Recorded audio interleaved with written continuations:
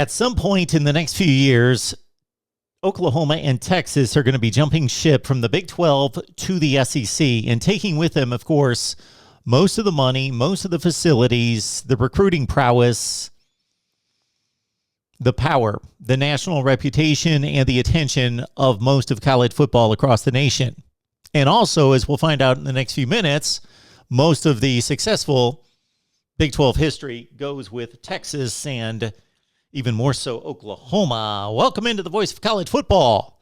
We appreciate everybody being here. We are ranking all the programs across the nation from the beginning of time. So college football started in 1869. I've explained in our introductory video, please check it out, of when we start to really lock in on the numbers, the wins, the winning percentage, the national championships, and so forth. We've got 10 criteria that we think are reasonable in evaluating these programs from the beginning of time and onward. All right, we're looking at the Big 12. We have posted our Pac-12 video. Please check it out. Leave your comments and concerns and questions and recommendations as well. Please like the video.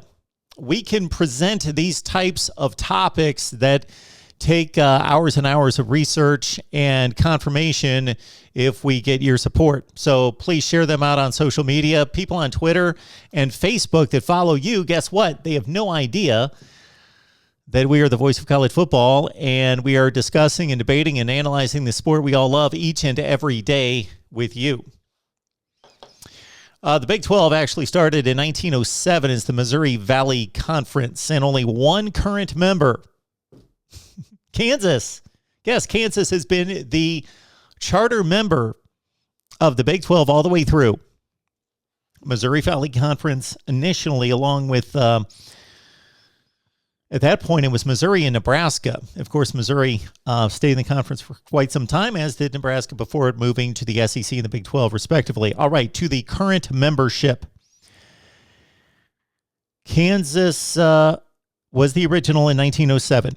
Iowa State in 1908. Kansas State joined in 13. Oklahoma in 20. Oklahoma State in 25. Then, when the Big 12 formed in 1996, so the Big 8 plus 4, you've got much of the Southwest Conference coming over, including Baylor and Texas and Texas Tech at that point. And then in 2012, TCU, which had been a member of the Southwest Conference up until 1994 and won its last Southwest Conference championship that existed in 1994, did not make that move. They would later be with the Mountain West Conference and with the Conference USA and the WAC. TCU jumped on board with West Virginia when Texas A&M and Mizzou left in 2012. Now let's look at who has dominated the Big 12, and it shouldn't be any surprise. Let's first look at winning percentage, and Oklahoma with one of the best winning percentages of all time across the nation at 728.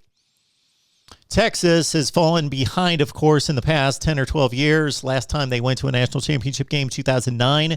Texas has really only had one strong season, top 10 season since then, 2018 when they won the Sugar Bowl and beat Georgia to finish at 10-4. But Texas has not won the Southwest or the Big 12 Conference since going to the national championship game in 2009. So Texas at 702.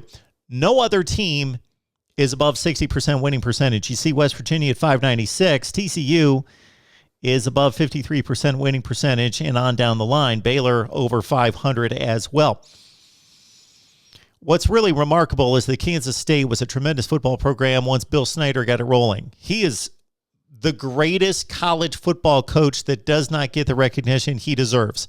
Kansas State football, go through the 60s, 70s, and 80s, abysmal. I mean, just atrocious records. 0-11, 1-10, 2-9, just all the time. 3-8 was a decent season for Kansas State. Bill Snyder shows up. He wins 60+% of his games, but Kansas State overall has been a bit of a disaster. One of 3 losing programs in the conference, along with Iowa State and Kansas, all time. Now looking at the AP rankings. Okay, I cut on the AP rankings all the time, right? Because they often don't make sense. Our rankings make sense. The AP rankings, not so much. But are they valid to a certain extent? Of course they are. A team doesn't finish number 5 in the country without reasonably being, they might be the 3rd best team in the country. They might be number 7, but their number 5 ranking is legit. Okay. So let's understand that the AP rankings mean something, and therefore it belongs in the formula here. What we've got here is Oklahoma consistency through the ages. The 1990s were not great to the Sooners, otherwise stellar. Texas did not have a great 1980s, decent 1980s, bad 1990s for the most part.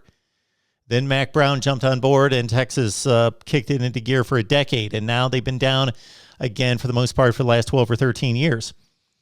So you see the AP rankings points going Oklahoma's way, decidedly breaking free and building that gap above Texas. And then after Texas, it just deteriorates. Consider that the next 2 teams, Oklahoma State and TCU, most of their points in the AP rankings coming under their current head coaches. Of course, Gary Patterson left last year, but Mike Gundy and Gary Patterson. And Iowa State, consider they've only racked up 25 points under the AP ranking system, going all the way back to 1936. Iowa State, my goodness, they didn't get ranked forever, since the mid-70s until just a few seasons ago under Matt Campbell. Let's look at the major bowl wins. So we differentiate the major bowl wins and give 2 points to major bowl wins versus only 1 point for other bowl wins for obvious reasons. Most of the time, not all the time. Again, this is not a perfect system or a perfect stat here, because sometimes you could play in a Citrus Bowl or Outback Bowl against a better opponent than somebody in a major bowl. But 90-some% of the time, the best teams are in the major bowl games. Oklahoma and Texas have won 23 and 19 major bowls, respectively. TCU had 3 major bowl wins early in the 1930s and then basically nothing until the last 10 years in defeating Wisconsin and Ole Miss in bowl games in the Peach and the Rose in the last 10 years. Oklahoma State, one of their 4 major bowl wins just this past season against Notre Dame in the Fiesta. Baylor's only won 2 major bowls, one of them just a couple months ago against Ole Miss in the Sugar Bowl, as you see the rundown there. Iowa State finally got on the board at a major bowl against Oregon 2 years ago at the Fiesta. Bowl wins pretty much line up like the major bowl wins. Consider that Oklahoma has only won 8 non-major bowls, 23 major bowls. Texas, 19 of its 31 bowl victories, major bowl wins. Texas Tech, 4th in the Big 12 in bowl wins, but none of them, they're the only school in the conference that has yet to win a major bowl game.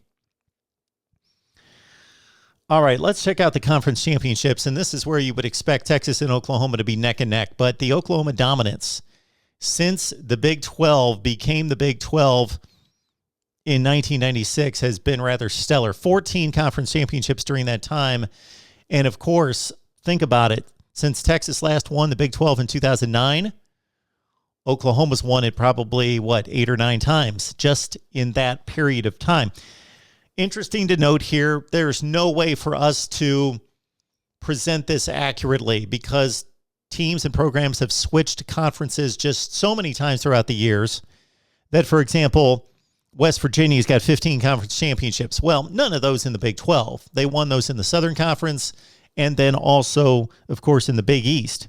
TCU with 18 conference championships, most of those 10 in the Southwest Conference, in which they were a member until 1994, and then Mountain West and WAC and Conference USA championships. 1 TCU conference championship in the Big 12. Of course, that tie scenario in the first playoff year with Baylor 2014.